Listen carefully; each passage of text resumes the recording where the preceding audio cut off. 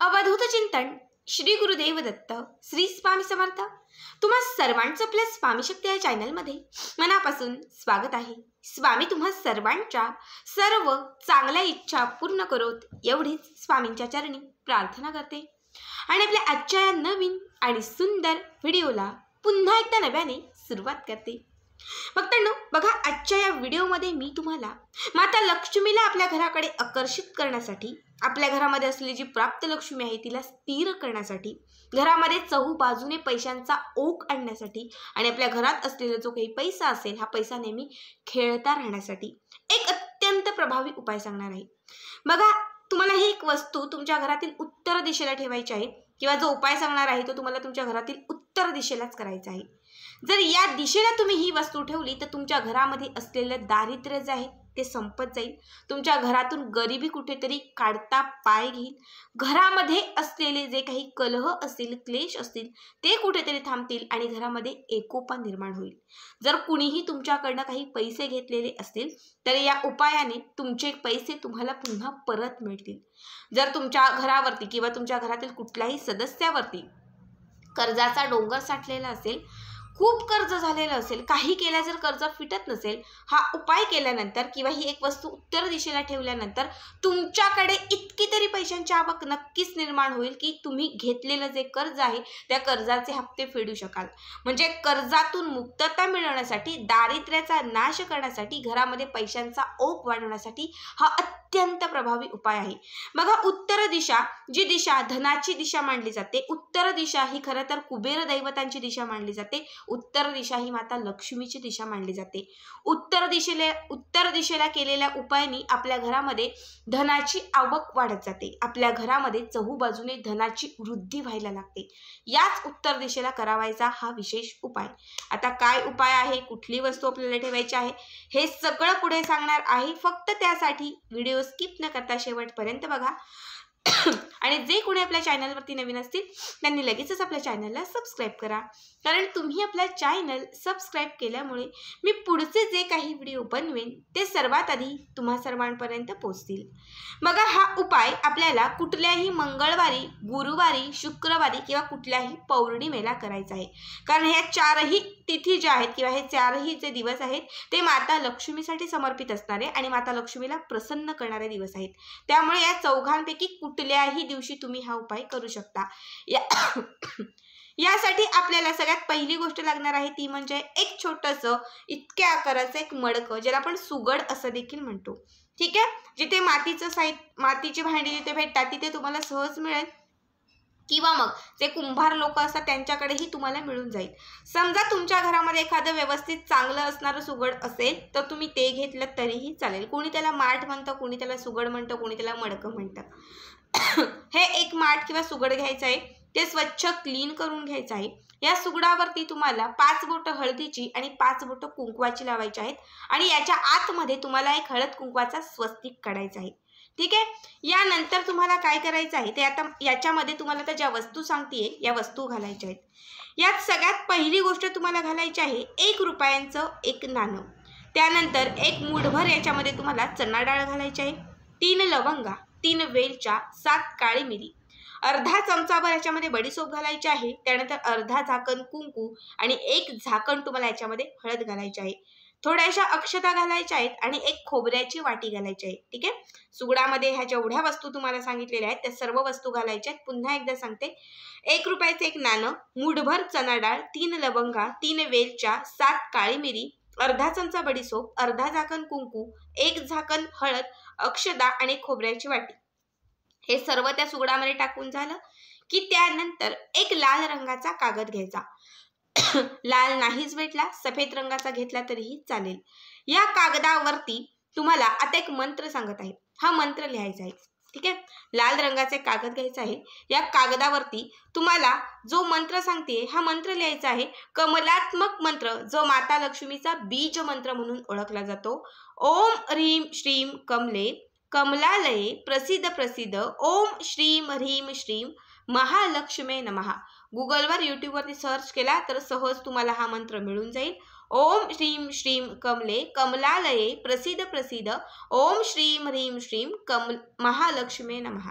हा माता लक्ष्मीचा कमलात्मक बीज मंत्र जो धनप्राप्तीसाठी अत्यंत विशेष मानला जातो, हा मंत्र त्या कागदावरती लिहायचा आहे आणि त्या कागदावरती तुमची जी इच्छा असेल ती लिहायची आहे. आता समजा मी हा कागद घेतला, इथे मंत्र लिहिलेला आहे, मंत्राच्या खाली जी पण इच्छा असेल एकच शब्दात लिहायची. विवाहासाठी करताय विवाह, कर्जासाठी करताय कर्ज, जी पण इच्छा असेल, धनप्राप्तीसाठी करताय फक्त धनप्राप्ती, नोकरीसाठी करत असेल तर नोकरी, ही इच्छा आणि तो मंत्र लिहायचा.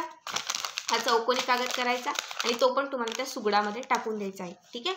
यानंतर याच्यावरती, या सुगडाच्या वरती एक छोटीशी प्लेट ठेवून द्यायची आहे. तुमच्या घरात असलेली तांब्याची, पितळेची, चांदीची जी पण प्लेट असेल ती ठेवाय आणि त्या प्लेटच्या वरती तुम्हाला एक कवडी ठेवायची आहे. आपल्या देवघरात असेल ती कवडी ठेवा, तिजोरीमध्ये असेल ती कवडी ठेवली तरीही चालेल. एक कवडी तुम्हाला याच्यावरती ठेवून द्यायची आहे.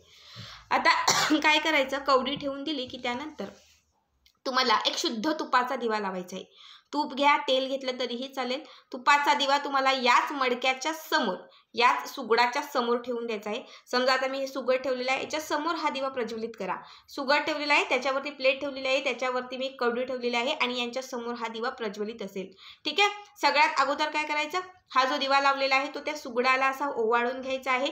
ती जी कवडी ठेवलेली आहे प्लेटमध्ये, त्या प्लेटमध्ये ठेवलेल्या कवडीलाही ओवाळून घ्यायचं आहे. बाजूला 2 अगरबत्ती प्रज्वलित करायच्या आहेत. त्या अगरबत्त्याही तुम्हाला त्या सुगडाला, त्या कवडीला ओवाळून घ्यायच्या आहेत आणि त्या अगरबत्तीही तुम्हाला तिथे प्रज्वलित करून ठेवायच्या आहेत. यानंतर तुम्हाला एका वाटीमध्ये कुंकू घ्यायचं आहे, थोडंसं कुंकू घ्यायचं आहे आणि या 3 बोटांनी हे कुंकू जे आहे ते थोडं थोडं आपल्याला त्या कवडीवरती अर्पण करायचं आहे. ठीक आहे. कवडीवरती कुंकू अर्पण करत असताना तुम्हाला कनकधारा स्तोत्राचं पठण करायचं आहे. फक्त एक वेळा कनकधारा स्तोत्र म्हणायचं आहे. कनकधारा स्तोत्र म्हणून झाला की त्यानंतर ती कवडी, प्लेट, ते सुगड, दिवा सगळं तसंच ठेवायचं. अजिबात हात नाही लावायचा, काय नाही. आपली दिवसभरातील जी कामं असतील ती करू शकतात. हा उपाय करत असाल तर एक तर सकाळी करा, एक तर सायंकाळी करा. दोघांपैकी कुठल्याही वेळात केला तरीही चालेल. सलग 41 दिवस जिथून तुम्ही हा उपाय करणार आहात तिथून सलग 41 दिवस तुम्हाला ही सेवा करायची आहे. आता आज समजा हे सगळं काही मी केलं, दुसऱ्या दिवशी काय करायचं, पुन्हा कुंकू घ्यायचं, त्या कवडीवरती ते कुंकू अर्पण करायचं, कनकधारा स्तोत्राचं पठण करायचं, इच्छित मनोकामना पूर्ण होण्यासाठी तिथे प्रार्थना करायची. तो जो दिवा असेल तो दिवा प्रज्वलित करून त्या सुगडाला, त्या मडक्याला तो दिवा ओवाळायचा, अगरबत्ती ओवाळायची, ती बाजूला लावून ठेवायची. मग हा दिवा जो आहे तो 41 दिवस प्रज्वलितच ठेवायचा आहे. समजा दिवा विझला असतं, तेल वगैरे संपलं तर ते घासण्यासाठी दिवा घ्या, घासून पुसून तोच दिवा पुन्हा तुम्हाला प्रज्वलित करून तिथे ठेवायचा आहे. मध्ये विझेलच दिवा, कारण की 41 दिवस कंटिन्यू काही पेटणार नाही, वातही संपू शकते, वातही तुम्ही बदलू शकता, चालेल. फक्त जेव्हा तुम्ही सेवा करायला बसाल त्यावेळेस हा दिवा जो आहे तो पेटता असला पाहिजे.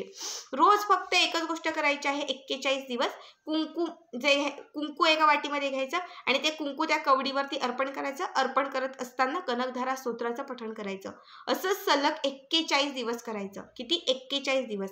माठामध्ये टाकलेल्या ज्या वस्तू असतील त्या वस्तूंना हात लावायचा नाही, त्या बघायच्याही नाही, काहीच करायचं नाही. 41 दिवस पूर्ण झाले की त्यानंतर त्या दिवशी ती जी कवडी आहे आणि ते जे कुंकू आपण त्या कवडीवरती अर्पण केलेलं आहे तर ती कवडी तिथून काढायची, कुंकूही तिथून काढायचं. कुंकू आणि कवडी एका लाल रंगाच्या फडक्यामध्ये बांधायची किंवा एखाद्या लाल रंगाच्या कागदामध्ये बांधायची, त्याची पुडी करायची आणि ती आपल्या तिजोरीमध्ये किंवा देवघरामध्ये स्थापन करायची. आणि त्या मडक्यामध्ये घातलेल्या ज्या काही वस्तू असतील, म्हणजे बडीसोप घातलेल्या आहेत, चणा डाळ घातलेली आहे, लवंग, वेलची, ह्या सर्व वस्तू ज्या आहेत त्या तुम्हाला एका लाल रंगाच्याच कापडामध्ये बांधायच्या आहेत. लाल, पिवळा, सफेद कुठलाही कापड चालेल. त्या कापडामध्ये तुम्हाला ह्या सर्व वस्तू बांधायच्या आहेत. त्याला घट्ट अशी गाठ मारायची आहे आणि त्याची जी मोठी पोटली तयार होईल ती तुम्हाला कुठल्याही माता लक्ष्मीच्या मंदिरात घेऊन जायची आहे. तिथे जात असताना एक सोबत नारळही घेऊन जायचा आणि ज्या 41 दिवस अभिमंत्रित केलेल्या वस्तू आहेत त्या माता लक्ष्मीच्या चरणांच्या जवळ ठेवून द्यायच्या. जो नारळ घेऊन गेलेलो आहोत ते माता लक्ष्मीच्या समोर मंदिरामध्ये आजूबाजूला कुठेही फोडायचा आहे. त्यातील एक वाटी तिथेच ठेवायची आहे आणि एक वाटी घरी घेऊन यायची आहे. हा महालक्ष्मीचा तुमच्यासाठी प्रसाद असेल, तो घरी घेऊन यायचा आहे, त्याचा प्रसाद बनवायचा आहे आणि घरातल्या सगळ्या सदस्यांनी तो ग्रहण करायचा आहे, म्हणजे खायचा आहे. त्यामध्ये ठेवलेला जो कागद असेल बघा, मंत्र लिहून आणि इच्छा लिहिलेला, तर तो कागदही तुम्हाला माता लक्ष्मीच्याच मंदिरामध्ये ठेवायचा आहे आणि यायचा आहे. 41 दिवसांच्या आत या उपायाचा तुम्हाला असंख्य पटीने लाभ व्हायला सुरुवात होईल. घरामध्ये न येणारा पैसा यायला लागेल, घरामध्ये न टिकणारा पैसा टिकायला लागेल. जे काही मार्ग धनप्राप्तीचे बंद झाले होते ते मार्ग खुले व्हायला लागतील. 41 दिवसांत सर्व मनोकामनाही पूर्ण होतील. आडलेली जी कामं आहेत ती देखील तुमची मार्गी लागतील.